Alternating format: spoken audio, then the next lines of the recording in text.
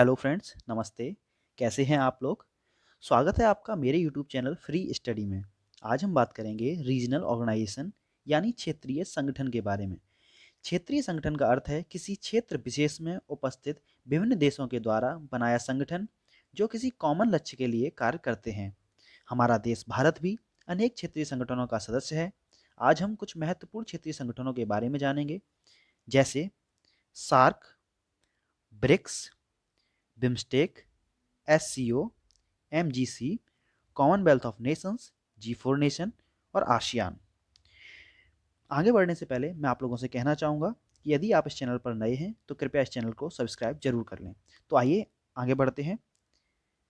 सबसे पहले हम देखेंगे सार्क यानी south Asian association for regional cooperation के।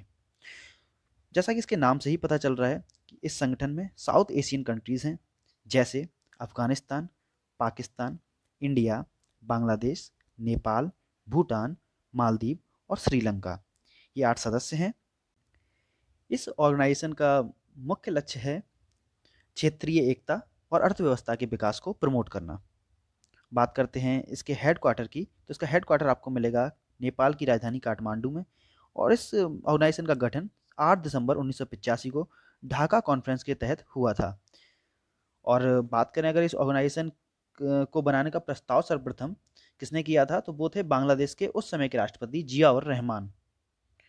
और सार्क के द्वारा south Asian free trade area SAFTA का गठन सन 2006 में किया गया था। ये भी एक ग्रुप है, लेकिन यह सार्क का एक व्यापारिक ग्रुप है। अब आगे बढ़ते हैं। देखिए, हम देखते हैं ये कंट्रीज़ हैं, इनके नाम देख लेते हैं एक बार। यह है इंडिया, यह है नेपाल, यह है भूटान, यह है बांग्लादेश, यह है अफगानिस्तान, यह है पाकिस्तान, यह है श्रीलंका और यह है छोटा सा मालदीव। इस संगठन के बारे में एक फैक्ट और बता दूं कि जो अफगानिस्तान है वह इस संगठन का पहले सदस्य नहीं था, लेकिन सन 2007 में इसकी 14th समिट के दौरान अफगानिस्तान इस संगठन का 8वां सदस्य बनाया गया। चलिए हम आगे बढ़ते हैं, देखते हैं अगला संगठन। यह है ब्रिक्स। ब्रिक्स ब्रिक्स जो है वो 5 उभरती हुई नेशनल इकोनॉमीज का ग्रुप है। अगर रूस को छोड़ दिया जाए तो बाकी सभी कंट्रीज़ डेवलपिंग कंट्रीज़ हैं। इसके मेंबर्स की हम बात करें तो इसके नाम से ही स्पष्ट है, BRICS यानी ब्राज़ील, रसिया, इंडिया, चाइना और साउथ अफ्रीका। इसका गठन जो हुआ था वो सन 2009 में हुआ था।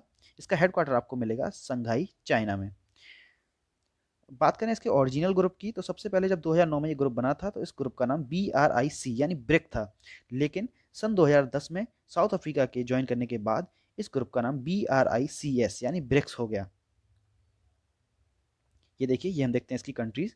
देखिए, ये है ब्राज़ील, ये है साउथ अफ्रीका, ये है रसिया, ये है चाइना और ये है हमारा इंडिया। हाँ, ये है बहुत ही इंपॉर्टेंट फैक्ट। देखिए, ब्रिक्स को R5 के नाम से भी जाना जाता है। बहुत ही कम लोग आप जानते होंगे कि इसे R5 के नाम से भी जाना जाता है। इसका रीज़न ये है कि जो इस ग्रुप के 5 देश हैं, इन पाँचों देशों की जो करेंसी है, इन करेंसी का जो नाम है उसका पहला अक्षर R है। जैसे इंडिया की करेंसी आप लोग जानते हैं रुपी। उसके बाद हम बात करें रसिया की, तो रसिया की है रूबल, RUBL ई, रूबल। उसके बाद बात करें हम ब्राज़ील की है रियाल, ब्राज़ीलियन रियाल। उसके बाद साउथ अफ्रीका की है रैंड।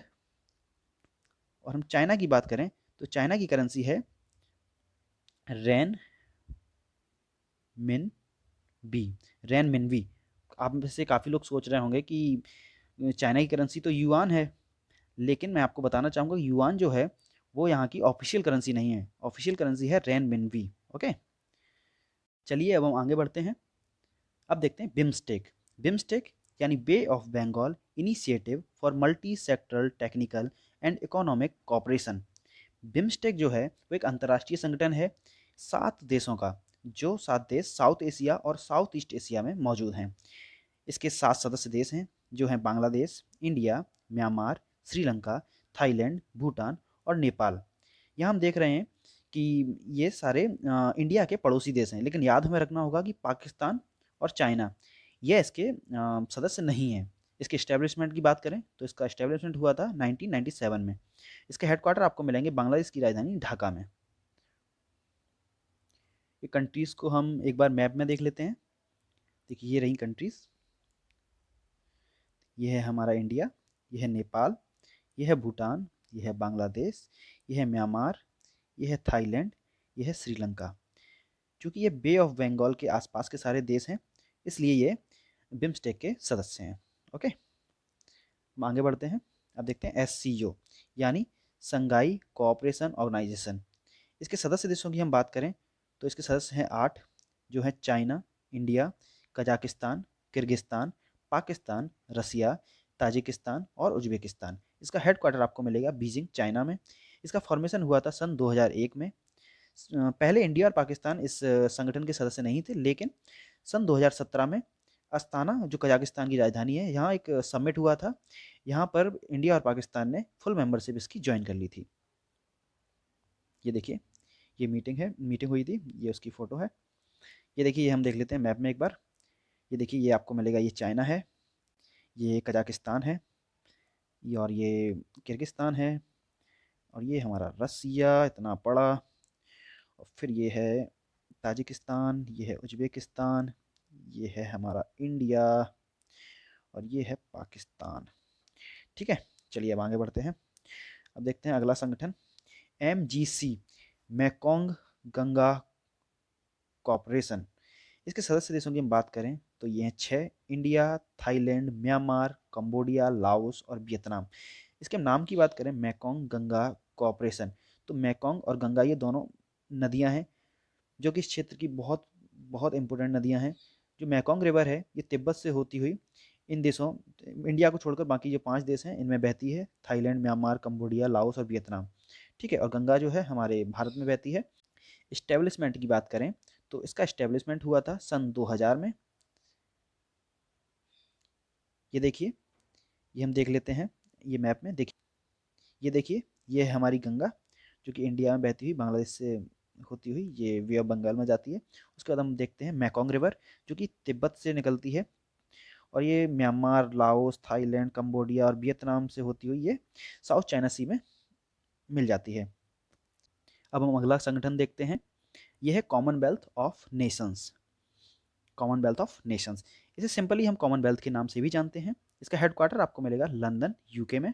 इसके मेंबर हैं 54 कंट्रीज़। इसका एस्टेब्लिशमेंट की बात करें तो ये हुआ था 1949 में, लंदन डिक्लेरेशन के साइन करने के बाद, और अभी हाल ही में सन 2019 में इसने 70 साल अपने पूरे कर लिए हैं। तो अब हम इन कंट्रीज़ को एक बार इनका नाम आप देख लीजिए। ये पढ़ना बहुत ज़्यादा मुश्किल है, काफ़ी सारे नाम हैं, बहुत टाइम लगा। आप लोग वीडियो पॉज़ करके इसे पढ़ सकते हैं अगर पढ़ना चाहें तो। ये देखिए, आप वर्ल्ड मैप में देख लीजिए, जो भी कलरफुल आपको ये कंट्रीज़ दिख रही हैं, ये सारी कॉमनवेल्थ के पार्ट हैं। इसके बारे में मैं आपको बता दूं कि जो ये कॉमनवेल्थ में जो कंट्रीज़ हैं, ये देश जो है ब्रिटिश एम्पायर की कॉलोनी या उपनिवेश रह चुके हैं। अब हम आगे बढ़ते हैं। अब हम बात करते हैं G4 नेशंस यानी 4 देशों के समूह की। यह 4 देशों का समूह जो है, जैसा कि आप सभी लोग जानते हैं, यूनाइटेड नेशंस सिक्योरिटी काउंसिल में 5 स्थायी सदस्य हैं, जो हैं USA, रसिया, फ्रांस, यूके और चाइना, तथा 10 अस्थायी सदस्य भी हैं।